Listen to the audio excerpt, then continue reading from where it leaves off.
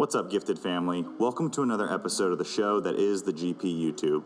Just a reminder that if you support what we do here, make sure to go over to giftedperformance.com and sign up for our automated coaching service. For only $1 a day, you'll get access to 15 highly customized training programs, a macronutrient calculator, our meal planning feature that lets you build and save meals based on your macros, as well as access to our private Facebook group. All subscriptions help us in continuing to put out great content to get you to your fitness goals. Thanks for stopping by, and without any further delay, let's get into today's video. Enjoy.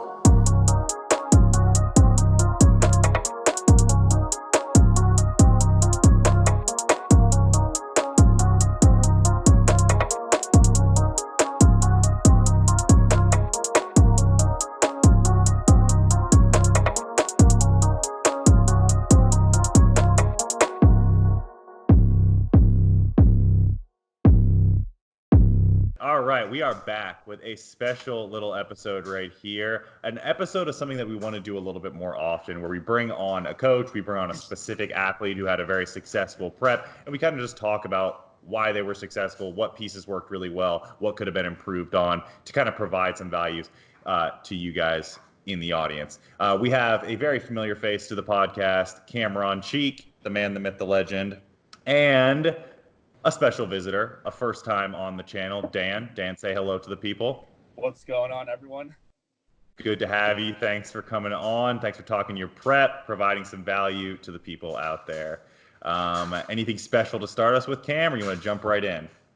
I'm proud of Dan. We had a good little run. It's unfortunate with the whole coronavirus that they shut everything down, because it was gonna be a nasty one. But it was our first diet together. So kind of the silver lining with it is there was stuff that we learned from it, can take away. So when we actually do get to put them on stage, we'll go into things knowing, okay, cool. So we have a slight history together dieting. I know where I'm going to want to go with things immediately out of the gate next time. So it definitely gives a lot more familiar things with that athlete that I know I'm going to do next time. Yeah, very good point. A lot of people kind of shutting down prep now as we speak with the virus going on, but there's definitely a silver lining there, and you learned. You can kind of transition now into a building phase, and there's always next year. There's always going to be more shows. But the first question that we got, so we pulled some questions from the audience, and this one is for Dan directly. And the first question was, why do you compete? So what is it? Is it the competitive aspect? Is it the aesthetic aspect? Do you just want to make people in the gym feel bad because your delts are so much bigger than theirs? Why is it that you specifically compete? All right, well, here's the thing, right? Like, when I started lifting about a little over 4 years ago, I just did it I wanted to get in shape. I wanted to be stronger for baseball and basketball. And then, of course, what 19-year-old doesn't want to get jacked for the girls? So, anyway, flash forward about a year or so later, people were telling me that I, should do it because my delts were the first thing to grow when I first started training. And, I looked pretty wide anyway, and people oh, you have that men's physique shape or whatever. And I was thinking about doing it, and I went through a little bit of a dieting phase, but I just didn't have the size to compete. So I'm okay, you know what, I'll take time off, pack on size. And then a year later, I wanted to do a show, and a dude I know from here was competing. He was going to be in my class. And I didn't really think anything of it at first. I was oh, it'd be fun. At least I would know someone there, a bit of friendly competition. And then he was just talking so much crap. And I was okay, you know what? I'm going to just bust my ass day in, day out. I'm not going to let anyone beat me. And my first show, I placed top 6 out of 22 dudes. And I was I think the second youngest in my class. And then after that, a quick little prep, placing top 6, actually, you know what? This is so much fun. Being on stage, having everyone just look at what you've done. It's okay, you know what? Next year I'm going to do this and win. And then I did the show the year after, which was last year.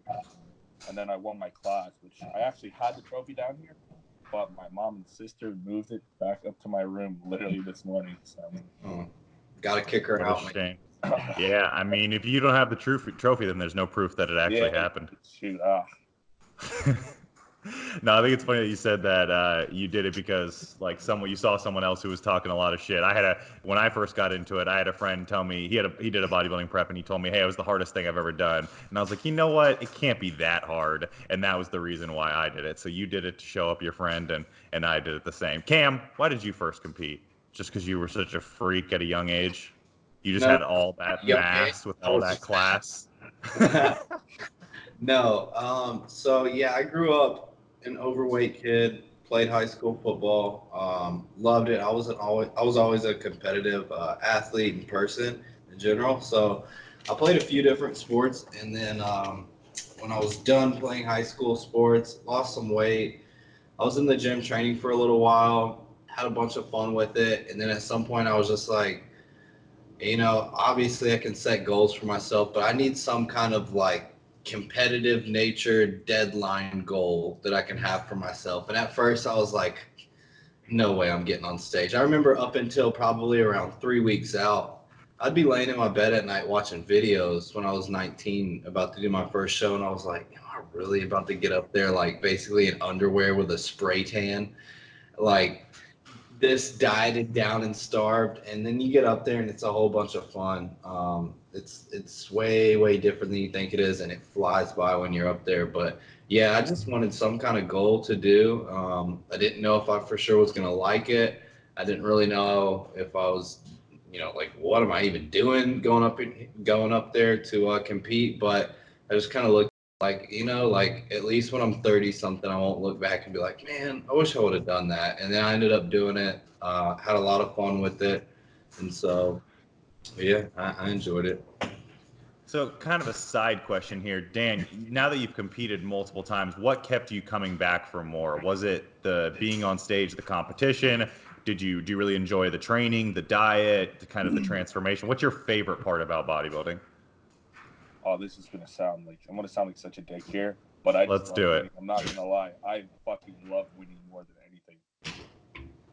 Hey, there's nothing wrong with winning. You get up there, they've had the same Like, amount of time to diet that you had. They struggled yeah, just as here's much the as you thing. did, Yeah, and you exactly. just beat Like them.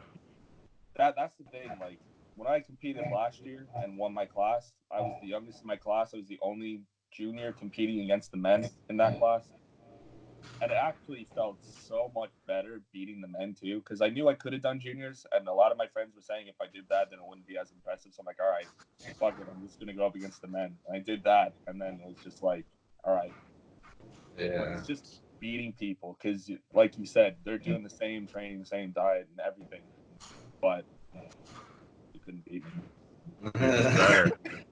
So that kind of goes into our next question here. So since you have competed in the past, the question was, have you worked with any other coaches? And then how would you honestly compare it to your experience working with Cam? So we'll do the first part of the question. Have you worked with any other coaches in the past? Maybe just like a brief summary of who you've worked with and how you felt about the experience working with them.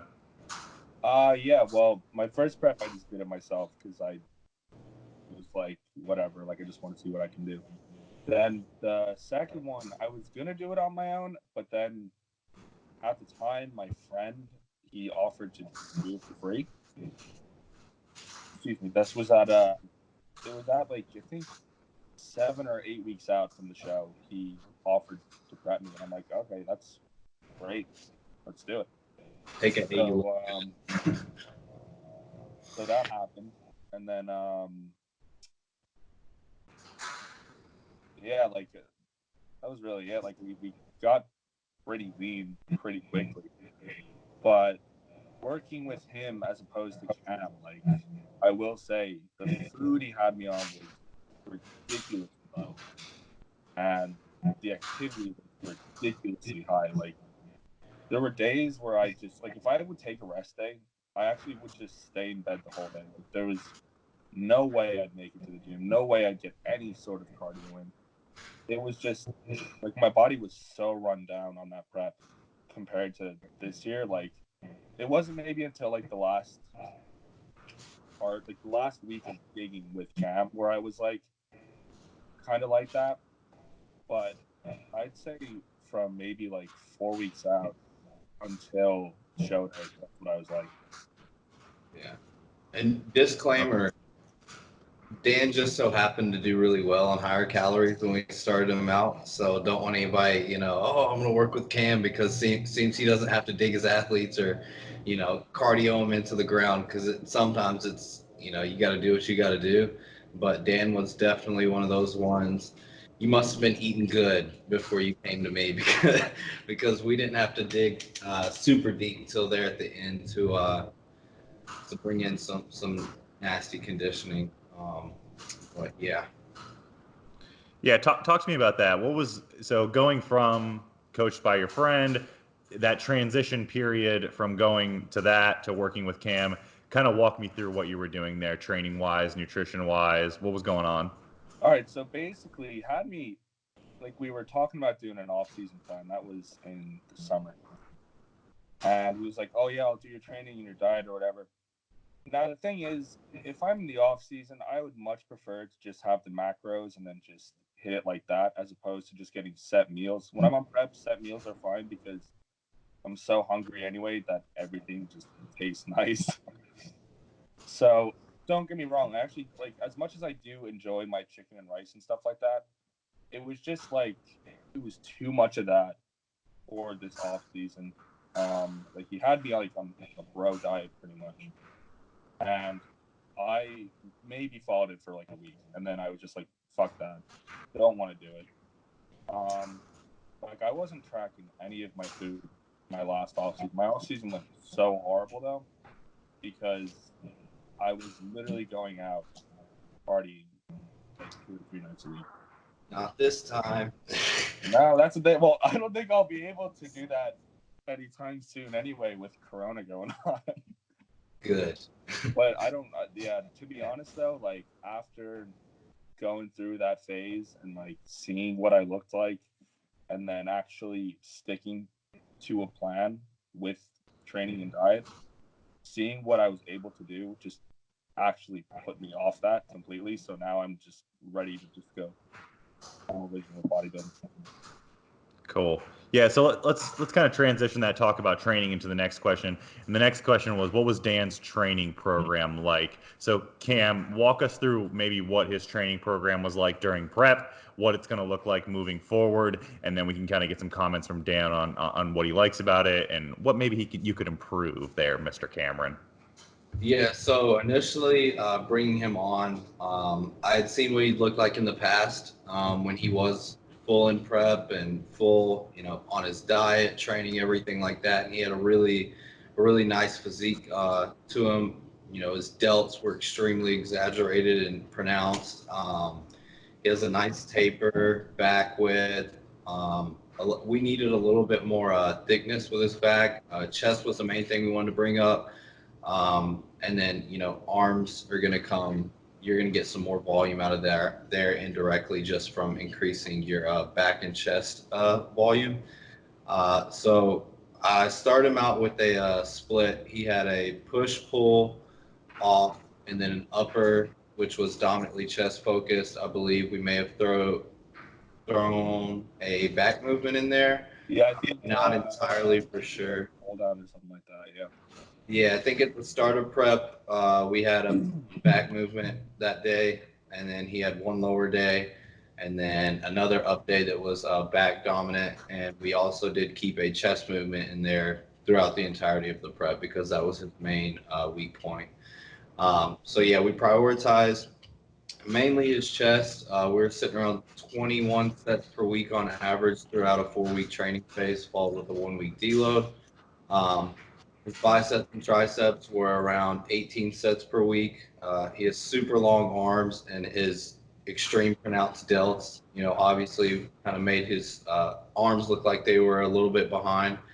So I wanted to make sure the volume was up there with his response and how well it was going, and him being able to continue to fill out as prep went on. So yeah, we had chest. We had a frequency of 3 times a week. Back was around 3 for that first phase for about 4 weeks at the start of prep, then toned it back down to just 2 days a week. Um, Calves, we actually had him training 3 times a week because he only had one lower day. So he actually wouldn't even train calves on his leg day. He would do it on, I believe it was the pull day, And then 2 days later on that upper day, and then 2 days later on that other upper day. So we had calves in there with a frequency of 3 times a week. And then his delts were, yeah, his response with his delts were nuts. We noticed that straight out of the gate. He told me he didn't even train his delts in the off season. He'll only train them in prep. And I just had them in there with a frequency of 2 times a week for his medial delts, and he averaged around 7.5 sets a week for those, which is just absurd. Yeah, Whenever, it literally made no sense how they did that. Because I remember, yeah, every year I prepped, I would maybe throw in about 7 or 8 sets a week of like side laterals or upright rows, and literally like they would just blow up no matter what. yeah, and I only knew that just that they were going to respond that well, just based on what you had told me and hoping you didn't lie to me, and just seeing, in the past when you were back when you were fully in the gym and everything like that, and just thinking, okay, muscle memory, they're probably going to bounce back pretty quick. And we can throw up a picture now just to show the before and after for his delts, just to kind of show what kind of response that they had throughout the contest prep. But yeah, 7.5 sets a week. If anybody, actually programs and tracks their volume sets per week on a training phase, you'll know that that's nothing. Like 2 or 3 sets, like twice a week. Yeah, Yeah, had you sitting down around maintenance volume there. So, with now that you're moving forward, we're transitioning into surplus, getting into an off season. Is the training going to be about the same? Are we going to maybe increase some of those volumes with more calories available? What's kind of where do you see the training going moving forward? Yeah, so with my men's physique guys, you know, some people will be like, "Oh, men's physique guys don't train legs, blah blah." At the end of the day, they don't really have to. Like, it's kind of an ego thing, Like, if you don't care for people talking shit on you that you don't train legs, then who I cares? make fun of But myself for having small legs. I don't like. It's not the end of the world. yeah, and then some people just hate training legs. Some people love it. So, we're only barely even 1 week since we've known the show's been canceled. So I've kind of just let him, have a week where he's hanging with friends, just enjoying himself and stuff like that, before we start talking more about his actual training programming coming out of it. But just depending on, his preference, if he actually wants to train his legs and likes doing it, we could probably toss them in there twice a week. But just to, spread things out and ensure more rest in between upper body parts, we'll probably have them in there at least 1 time a week and follow up with that same split that we started at the beginning of prep. Um, you know, I want to focus on the growth of everything outside of his medial delts for right now. Primarily, I would like to work on his chest, with some back falling after that. So majoring in chest and minoring in back. Yeah, you mentioned the arms because having long arms gives you that illusion that your arms are a little smaller than they actually Oh are, my and god, it's chest as so annoying. well. So When you annoying. have those really wide clavicles, it's super hard to fill out your chest. But if you look at the most dominant men's physique competitors, what do they have? They have those really wide clavicles, but they've somehow been able to fill out their chest. So that's definitely a good plan moving forward. And Dan, I'll throw this one to you. What are some of the differences that you saw in maybe the way that Cam trains, and then based compared to your old coach, and then how you feel about that, or what your opinion of that would be? Oh man, like you're gonna laugh at this. Well, basically, the training that he gave me was all right. There's nothing wrong with the strength program, but he gave me small of on bench squat and deadlift. Wait, you're talking about old coach? Old Just coach, yeah, Old coach, yeah, not yeah, yeah, Cam, not Cam, Cam. not Cam. My old coach gave me small of on bench squat on squat bench and deadlift. That was the Damn. only training he did, and then he's just like, yeah, then throw in accessories or whatever. All right. So how is Cam's a little different than Smolov? Yeah, yeah. No, well, hey, basically, here's the thing. I didn't log down any of my training, right? The only time I would log it down would be like, okay, I have to do this for SBD. So that was the only time I was tracking anything. But with Cam, like we started at like he'd prescribe me a number at first, and then we just sort of work off that with the RIR, and then as each week was going by, the numbers were going up, the volume was going up, See what's the going weight was up. going up too, Yeah. and then it wasn't until like actually I was maybe like 4 weeks out where my strength just kind of deteriorated, where I was just like, no, I'm tired, bro. Yeah, and Yeah. at that point, we were going to start reverse dieting anyways, which we'll go into later. But that's pretty much expected. But for anybody watching, yeah, he mentioned RIR. So that's a rep and reserve scale. It's pretty much just strictly for fatigue management. You heard me talking earlier about his sets per week, so I'm monitoring volume.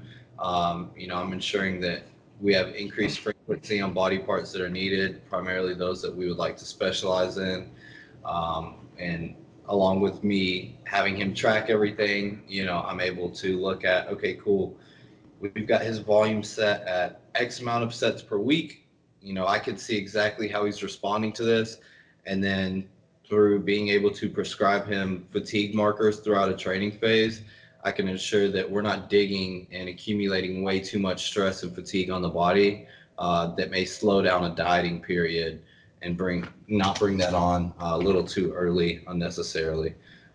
So it was ensuring that his recovery was definitely there.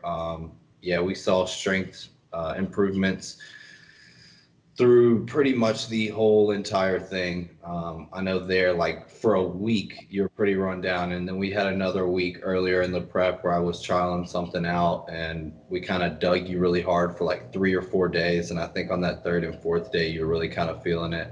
But other than that, yeah, I remember him saying that he loved it throughout the training phase, said that it was really weird at first just because, you're kind of holding yourself back from pushing it all out at first. But as we went on and he did start having that fatigue building up, he was like, oh, dude, this is no joke. This week just killed me. I remember when you were in your max effort week at zero in reserve, you were Oh just, man, dude, I'm deload. dying. So, So, with those hard digging phases, a lot of times you'll run into kind of super increased hunger, a lot of fatigue, and people might call those like bumps in the road in prep. Dan, did you run into any distinct bumps in the road during prep, or maybe you fell off plan, and then what kind of strategies you used to get back on? Oh look at man, it. It's well, like, man, did I ever? oof, the master of this. So what were we like 8 weeks out? We had the little trial dig and a big refeed coming after. So I had my refeed, and actually I think the refeed was maybe around 4,000 calories. I went over maybe like a little bit more than that, which I still woke up like Good to know now. painfully and very very full. But it wasn't like I was fine that day, right? And I was gonna go back to the same food I was at week previous to that.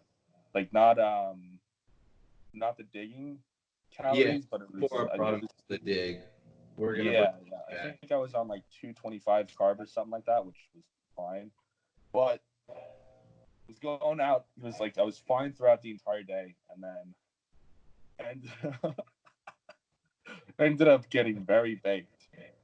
And when I am stoned, it turns out that no food is safe, and just went to town on anything I could get my hands on. Yeah, and I believe he went.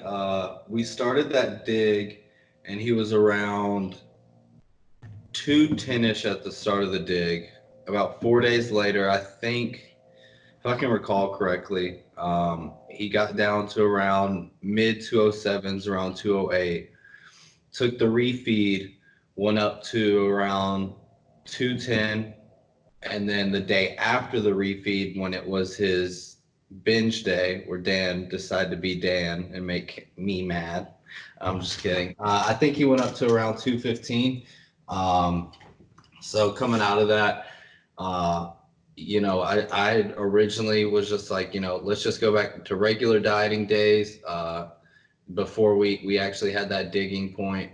Because I assumed after 2 high-calorie days, his hunger, at first in the day, he's probably gonna be like, "Oh, I don't want anything." He'll be real low on food. His hunger would bounce back, and it just kind of set up a domino effect. But I told him he could take 2 low days if he felt like he needed to, but as a safety reserve, we have X amount of macros. If you go over, we have this normal day, and he stuck it out for 2 days. Weight came back down. Actually dropped it pretty hard. I think that third day on that morning. So I brought his food back up by about 5%, just to his normal dieting days, and then we just kept rolling from there. So it took us about 4 or 5 days to get back to where we were, luckily.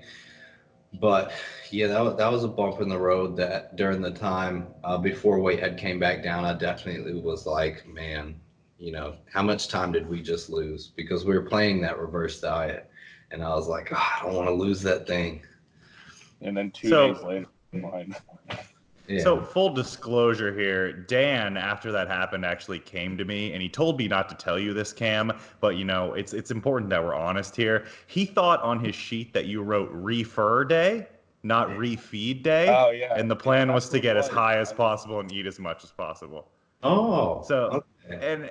and just to be clear, we at Gifted Performance, we don't encourage our clients to get high on the jazz cabbage, the devil's lettuce, but we like to take in sinners like Dan who do partake in these hard drugs and reform them to our traditional Christian values. So Dan has left that life behind. He doesn't use drugs anymore. He doesn't party anymore. He's a man of God. He's locked in his basement.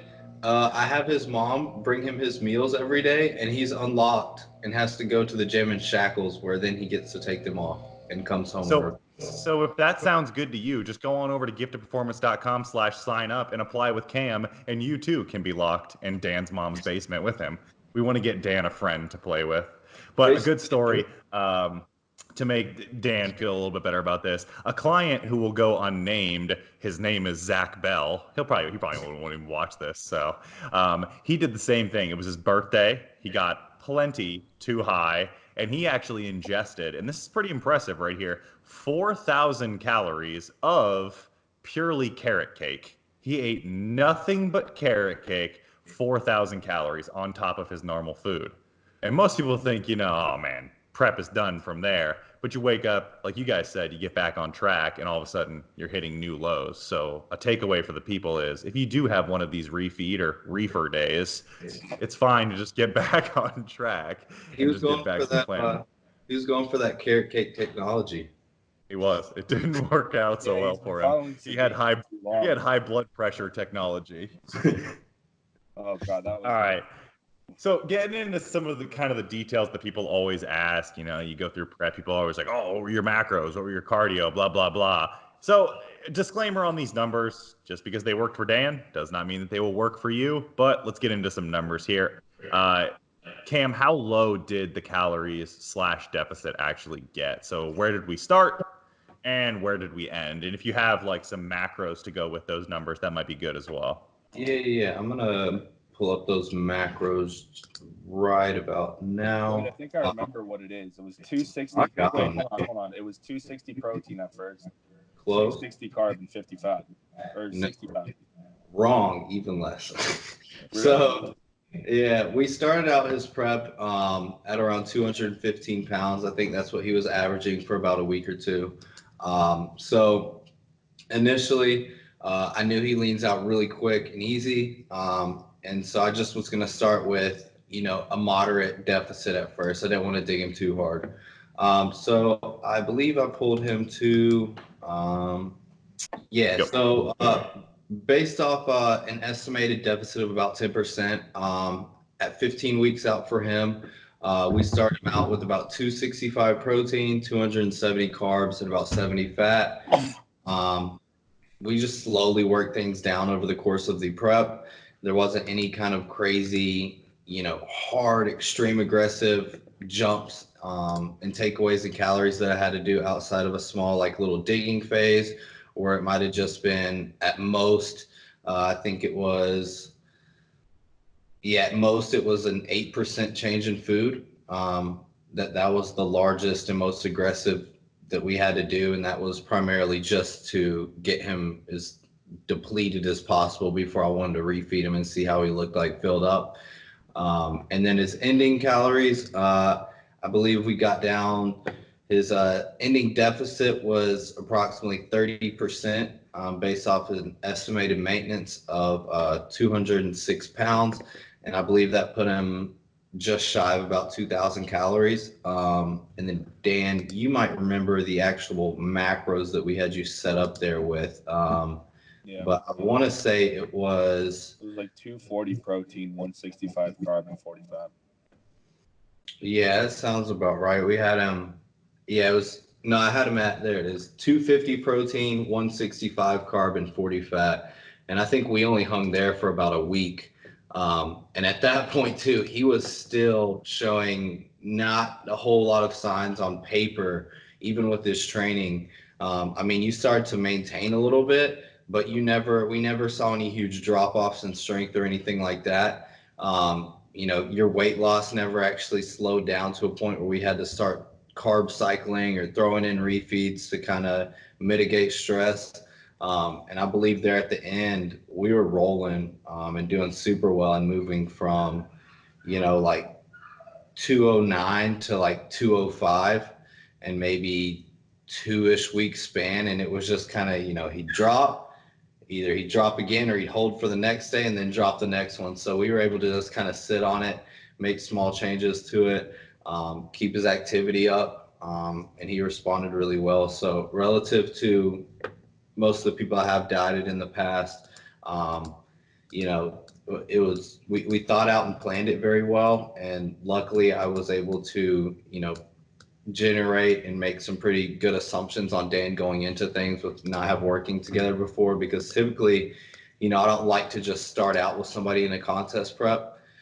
Sometimes, we will. That's just, circumstance. It might be, somebody that's got to get on stage, and, I'm just not going to turn them down, and, we'll figure it out. But yeah, especially coming from 15 weeks out, we planned this one out pretty well. And yeah, relative to other dieted athletes that I've worked with, it was fairly smooth and pretty easy and predictable with him.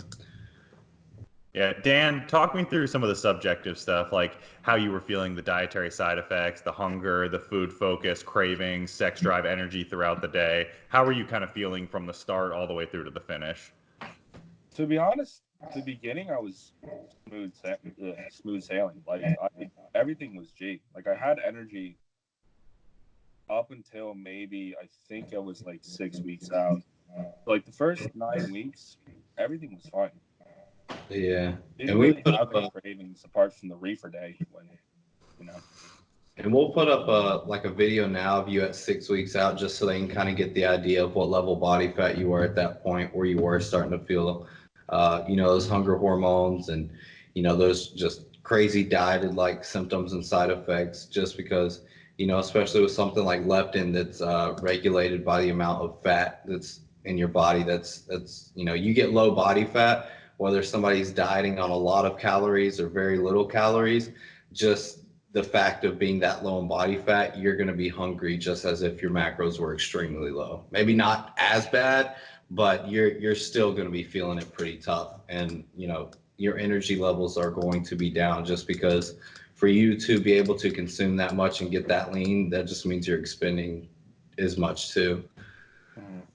And I think I've read some research that kind of shows more so that additions to physical activity, so really stacking up cardio, and I've seen this anecdotally with people coming to me from other coaches, is that people who are doing a ton of cardio are the ones that have the worst dietary side effects. They're the most tired throughout the day. They're super hungry. They're like emotionally unstable because they're just spending 2 hours a day on a treadmill.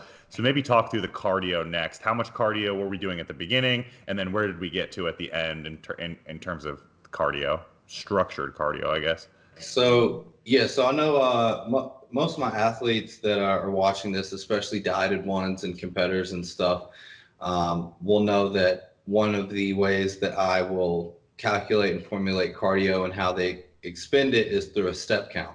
So before I go into a contest prep with somebody, I'll get them to wear some kind of Fitbit, Apple Watch, whatever, some kind of pedometer that's going to accurately track their step intake per day, as well as how many miles they're going to be, traveling that day as well.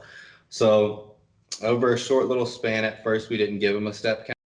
I gave him, I think it was just around 600 calories of cardio a week just to start out. And I think that was around a 3 to 5% deficit, somewhere like that in activity. Over about 2 or 3 weeks, I just had him, just go about his usual everyday life, not doing anything extra to try and get more steps in, and just log down daily how many steps he was getting, along with how many miles. And then over the course of those 2 to 3 weeks, formulated an average of how many steps a day he was walking, as well as an average of how many miles a day. So I could then formulate, okay, cool. So we now know about how many steps per mile he takes. And then based off a formula, we were able to calculate about how many calories he burns per mile. So from there, once cardio started working up, and I would work it off percent changes to increase the deficit there.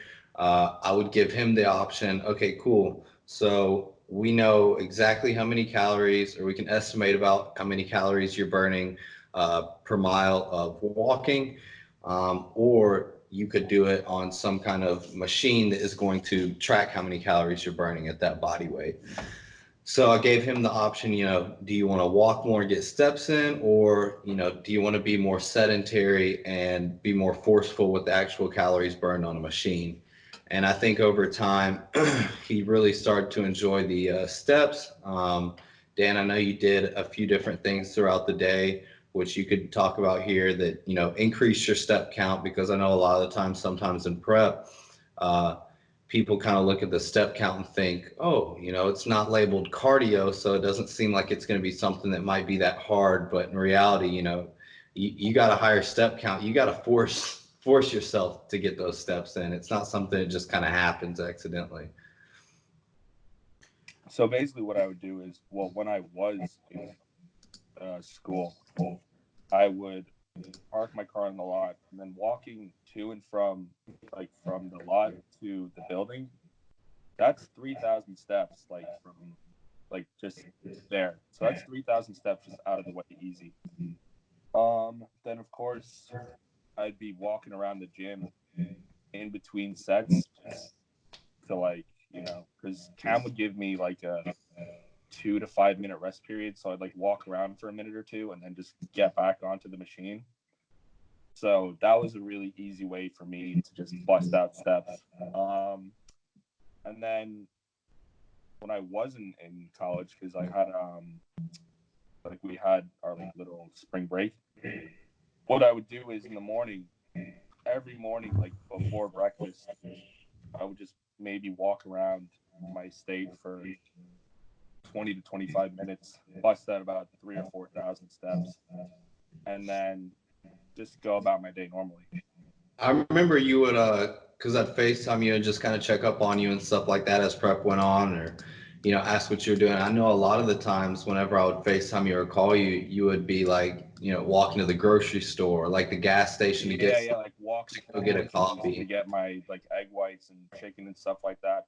Sometimes I would just even, if it was a nice day, like today's actually a really nice day, I would just walk to the park and then walk around the park for a bit and then get the steps in and not have to worry about going to the gym and doing the cardio after, or just doing half the cardio I would have had to do. Yeah, because I remember, so just to give an idea of where he ended at, so he had a baseline of about 5,000 steps a day, just not doing anything extra. And at the end of his prep, he got to an overall deficit of about 19%. So we started around 3 to 5, finished around 19 at that new body weight. And the way that I had it set up, and it could have, gone back and forth or ping ponged a little bit based on if he did more cardio calories on a machine, he'd pull back on steps slightly. But I think for the most part, you actually enjoyed doing the steps and would have days where you would be like, oh, 100%. I don't feel like doing machine cardio today. I'm going to walk around and go get more steps in. Is that cool? And I've got a little chart at the bottom where athletes will track in and be able to see about how many calories they're burning as they're getting those steps and what they have left for the week. And so, yeah, there were plenty of times where, I might have had him set at X amount of actual machine cardio calories, but I always tell the athlete, at the end of the day, adherence is the main thing. And as long as you get it in, I don't really care what the means are that you do it. And yeah, I believe that you started to lean towards the steps more than actual machine cardio, but the end, yeah, result was about a 19% deficit. And then when I threw that on paper for guidelines and recommendations, it came out to be about 10,000 steps a day and around 2,300 calories of cardio a week. So yeah. And then, so on top of kind of the cuts to food, and then adding the step count or the cardio, whichever he was going with at the time, was there any fat burning supplements that you guys used? Anything maybe over the counter or pharmacological that you guys threw in there to speed that process up? Yeah, so Dan, I'll let you go ahead and answer, what was used first. That way, it's up to your discretion. And then based off that, I will actually talk about, how it was used and the timing and the dosing, everything like that. All right, so like I didn't use any fat burning supplements that you would buy from like a supplement shop. Like I used Clen, but yeah, other than that, like I wouldn't. I mean, maybe I guess caffeine if you would count that, but that's just pre-workout or like maybe just to drink it to wake me up, get me going during the day. But it was just that. Like I didn't touch Yellowbine or whatever Yeah. stuff is. So No ephedrine either? No, because you can't get it here. So I was like, True. yeah, it was illegal to no get point. in there. So yeah, so we had him using clenbuterol, and the way that we would use that is he because we didn't even bring it in till I think around 10 week out mark or something like that. But we had 2 cycles where we would bring it in planned, and they would be 3 week cycles. We would start him at 20 micrograms a day in the morning. And every 3 to 4 days, based off how he was feeling, making sure that he didn't have too much anxiety coming from it, that his shakes weren't too bad, and just heart rate isn't crazy up, and just that he actually feels okay on it and was okay with increasing the dose. We would work up the dose about every 3 to 4 days, in doses of 20 micrograms. I believe we worked up to a max of 100 micrograms a day for about 3 days, and then tapered it back down over those next 10 days or so, back down to around 20 or 40. So it would work up and then quickly pull right back down. He came off for about a week to 10 days. At this point, that's where I would have brought in potentially that ephedrine, with caffeine and baby aspirin, but he didn't have that available, so we just pulled him off everything. I believe we might have had a diet break or some kind of deload week whenever I did pull him off of it, and then when we went back onto it, we just did the same thing, worked back up and then worked back down. Right on. So with fat loss behind you guys, now you're transitioning into the off season. Our final question was going to be, why did you decide to do a reverse diet? So now that we're in the post show period, why reverse diet? Why not recovery diet? What are the strategies that you guys are using there? Well, we were actually going to reverse that into the show. So Dan's kind of had a good time these last couple of days, so I think the reverse diet's kind of out the window. But we were going to reverse that into the actual contest, and that was just because him being the type of person who is just genetically, just striated, probably grew up skinny as shit, looked like a little piece of paper when you turn to the side. Big ass shoulders though. Yeah. Linebacker shoulders. Cam's just jealous. Cam's just jealous because he's fat naturally. Yeah. Hey, man. But yeah, so we decided to reverse diet into the show just because, yeah, he was leaning out so well. We were in a good spot. His deficit was steep enough that I would be able to make small increments in food to raise that up, but him still being an overall deficit. And ensure that fat loss would still be happening, but at the same time you know, upregulation of enzymes and, you know, his absorption to all the nutrients and everything would start upregulating as well. And him telling me in the past, you know, oh, I've had a hard time filling up, had like 1,000 gram carb refeeds and still was, you know, not spilled over and kind of flat and stuff. It just told me, you know, cool, you know, getting him conditioned isn't really necessarily going to be the hard part. It's going to be, you know, filling him out and making sure he's not soft on stage. So that was going to be the idea with the reverse diet into it. But now that we're pro show and Dan's decided to be Mr. Pillsbury Doughboy the last couple of days. No, actually, I'll send you a picture of what I took yesterday. I'm actually still very lean. Your fat is still with abs, so Yeah, true. But that's better than most people out here. yeah, no, you'll be good, man. But no, the game plan now moving forward is just, you know, I think he was in a 30% deficit, and that was at 205 pounds. So I think he's around 220-ish now. 20 morning weight. Which he's 6'2" as well. So, you know, he's gonna hold some water and glycogen there, a little bit higher relative to some. But yeah, we're gonna probably bring up food. I stuck him immediately just at a 10% deficit. Probably will end up increasing it now too, that his weight's even higher, just to, you know, he's hopefully even that little binging days may have even helped, and we'll find the silver lining out of it, that he's put on some body fat. You know, his hunger levels are going to probably start returning to normal quicker. You know, he'll start feeling better, and just from here, you know, start working. You know, what's our game plan moving forward? You know, we're going to grow indefinitely until we feel that he's put on the adequate size to really be competitive, you know, no matter who shows up to the show. But he's got nice width. His clavicle width is great to the point where his back and taper, whether even if he had a weak back, it's still going to look wide. And just keep growing from there. And then hopefully, you know, making a run for that pro card and potentially the same show that got canceled this year, but doing it in 2021. And actually having him be back season. It'll be Hell first yeah. off Man, season. listen, I just want to eat. That's it. I just want to eat. Road to 250 starts. Yeah. Alrighty, coming up on our time limit here, I do want to give Dan the chance for some rapid fire answers. Dan, let me know when you're ready. All right, 3, 2, 1, go. Favorite bodybuilder of all time? All right, this is a tough one for me because I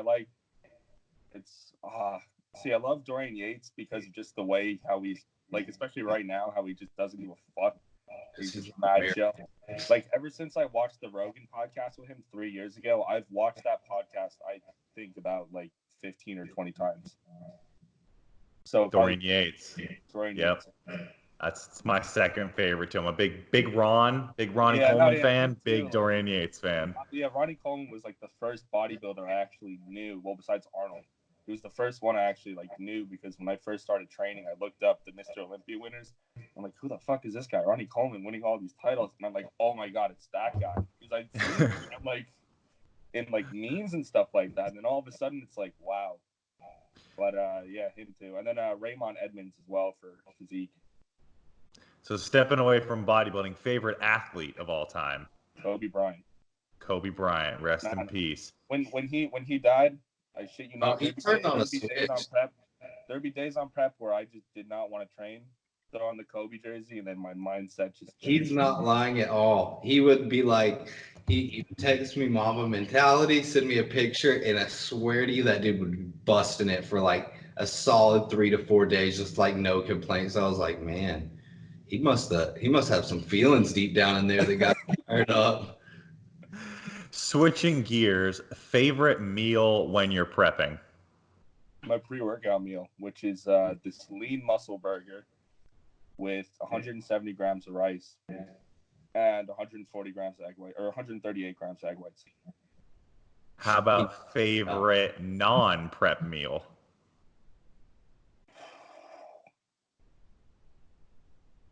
Are we talking about meal or just like? We're talking about a meal. We're talking about a well-rounded meal.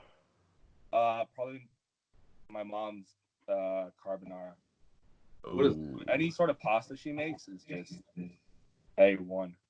Yeah, Cam's from Georgia. He doesn't know what carbonara is. He's never had any. Uncultured. any Are you anything sure it's not fancy. those blondies that you had on prep?